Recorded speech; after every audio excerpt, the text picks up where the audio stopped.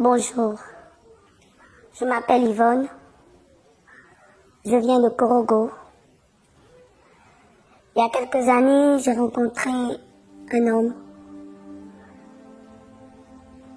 Pour moi, c'était l'homme idéal. Il était à mes petits soins. Il mettait même à la maison, il mettait même les enfants au dos. Il me faisait à manger.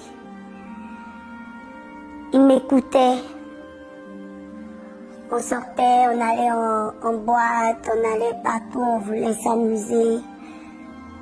Il me laissait faire le bébé gâté sur lui et tout. Et un jour, tout doucement, les choses ont commencé à changer. Ça a été d'abord un de ces soirs, pour une raison que j'ai un peu oubliée. On était en désaccord sur un petit truc. J'étais couchée à même le sol, il faisait assez chaud. Et il m'a chuté. Il m'a tapé avec ses pieds. C'était la toute première fois. Alors j'ai pas fait attention vraiment à cet acte. Ça m'a pas dit grand chose. Je me suis dit que c'était la première fois. Je suis sortie prendre de l'air. Et dehors, il y a un de mes amis qui m'a appelé, qu'il venait d'appeler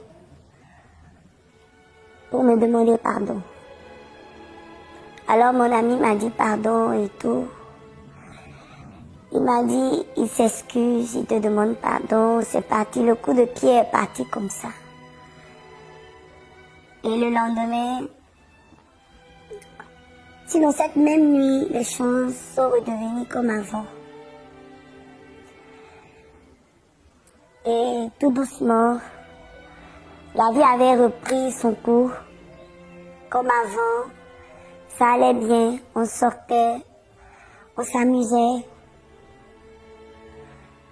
Jusqu'à ce qu'un matin, la belle-mère vienne à la maison. Et puis tout a changé. Il venait de changer de vie. Il venait d'avoir une promotion. Donc il a voulu faire venir sa maman pour s'occuper de ses enfants, de son fils nouveau-né. Et puis l'atmosphère a changé. J'étais devenue une étrangère dans la maison, sinon dans ma maison. Il mangeait avec sa maman, il faisait tout avec sa maman. Et puis, un jour là, il m'a battue pour une raison que lui maîtrise. Parce qu'il refusait que je me connecte sur les réseaux sociaux. Il avait commencé à éloigner mes amis de moi. Il refusait que mes parents viennent à la maison. J'étais devenue comme sa propriété privée, comme sa chose. Au départ, j'ai pas vu les choses comme ça. Je me suis dit, il fallait plaire à mon homme. Et donc, j'essayais, comme je peux, de m'éloigner un peu des réseaux sociaux. Et puis, petit à petit, j'étais presque plus sur les réseaux sociaux. J'avais des raisons pour ne plus voir mes amis. Mes parents ne venaient plus à la maison.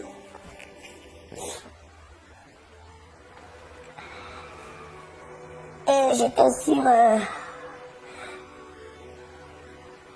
j'étais chez eux maintenant. J'étais plus chez moi. Je mangeais esselé. J'étais à côté. Pendant ce temps,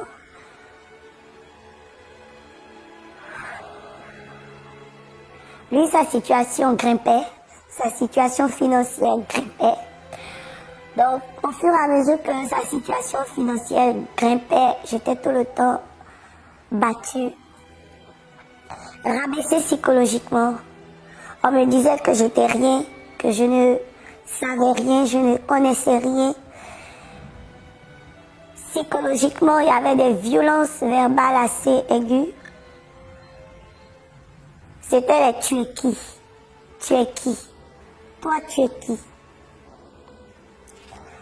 Et puis un jour, je me suis réveillée. J'étais mouillée, toute mouillée. Quand j'ai ouvert les yeux, il était au-dessus de ma tête. Avec les mains autour du cou.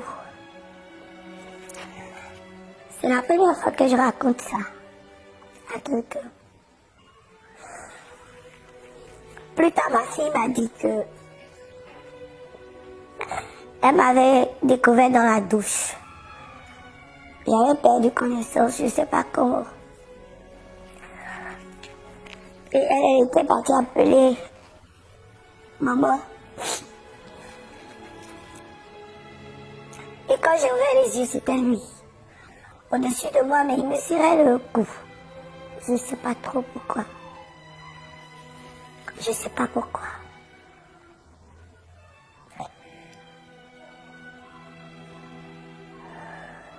Je ne sais pas pourquoi. Quelque temps après, maman était là avec mon meilleur ami, en train de me dire, mais qu'est-ce que tu as eu? Je dis, je ne sais pas. J'ai perdu connaissance dans la chambre. Mais je n'ai pas expliqué la séquence où il me serrait le cou. Et puis après, on m'a remonté le moral.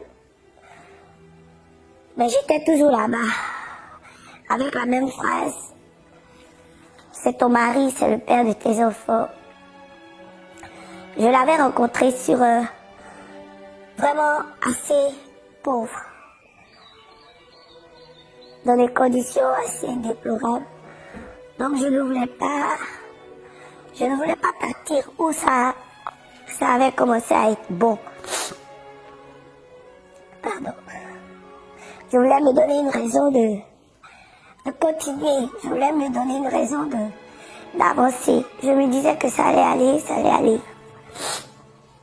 Et puis, les choses sont allées en s'empirant.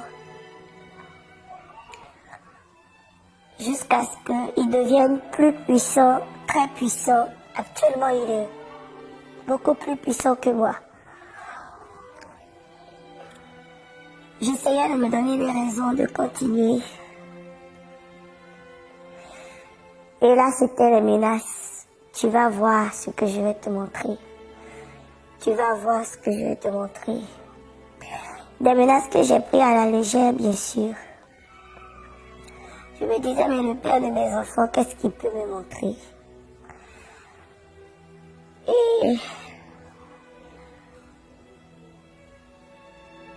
c'est devenu des choses comme changer le fixe de la maison sans me prévenir. Faire des aménagements dans la maison sans me prévenir. Donner de l'argent du marché à la servante. En me sautant. Dire directement à la servante le menu. Les servantes qui se foutent de moi à cause de ça.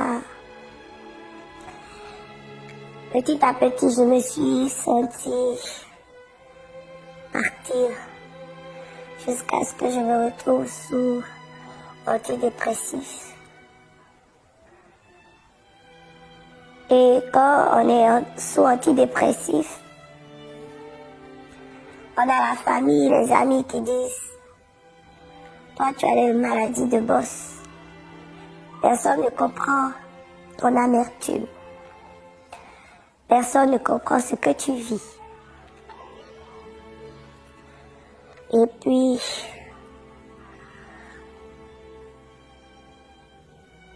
un matin, il a décidé que c'était le trop.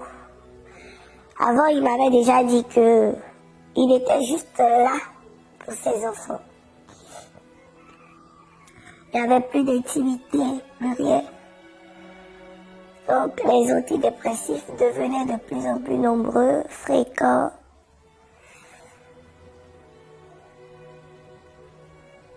Et puis, un matin, il a décidé que c'était trop. Parce que psychologiquement, j'essayais en tout cas de me relever, de prendre le dessus. Il m'a battu. Il m'a battu comme jamais on ne m'a battu. Il m'a pris un truc pour me blesser à l'épaule. J'avais des courbatures partout sur le corps, des bleus partout, des rougeurs partout. Il m'a d'abord versé de l'eau dessus, essayé de me bousculer pour que je tombe. Je me suis défendue comme j'ai pu. Quand je me suis relevée, j'ai essayé de m'habiller rapidement pour fuir. Pour ne pas que demain on dise à ma famille que j'étais là comme ça et puis je suis morte. Il a essayé de me rattraper. Et puis il m'a frappé de toutes ses forces. Avec les paroles les plus humiliantes. Est-ce que toi tu es une femme? Je veux plus de toi. Tu veux que je te dise en quelle langue? Tu veux que je te dise en chinois que je veux plus de toi?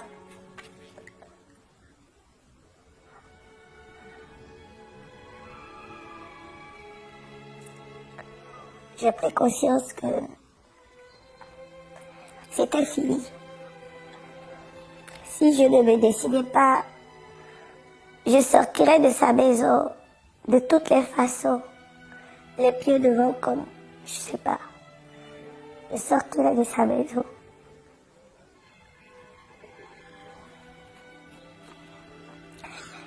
Et puis,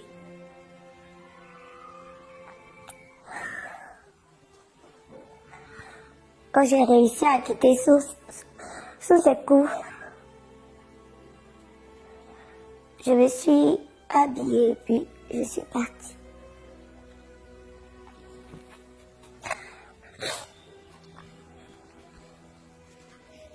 Le lendemain, j'étais à la police pour porter plainte avec un policier qui refuse d'écouter ta plainte parce que c'est ça. C'est ton mari, c'est le père de tes enfants. J'ai pu avoir la solidarité du médecin qui acceptait de me donner mon certificat médical. Et puis on sort d'une histoire comme ça, avec la société qui nous regarde, qui nous dit que c'est notre faute.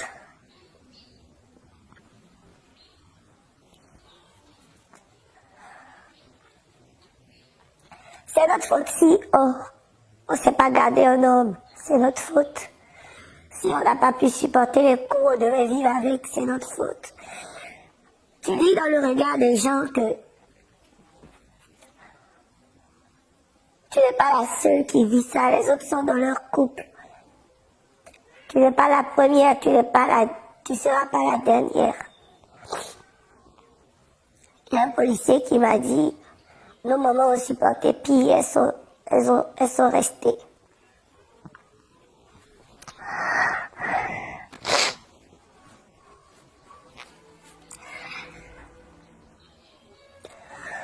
On se retrouve du jour au lendemain à être un cas social. On retourne en famille. On retourne pas à la case départ. On retourne plus bas que la case départ.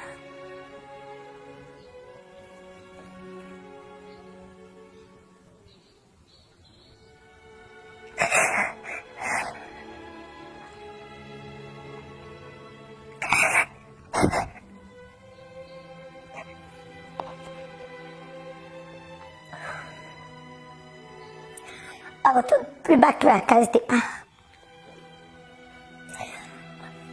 On se retrouve en famille avec ses 4 enfants.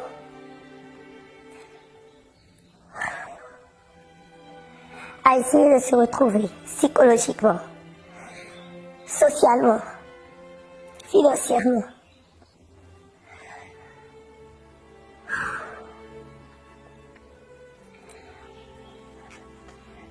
Voilà. Voilà.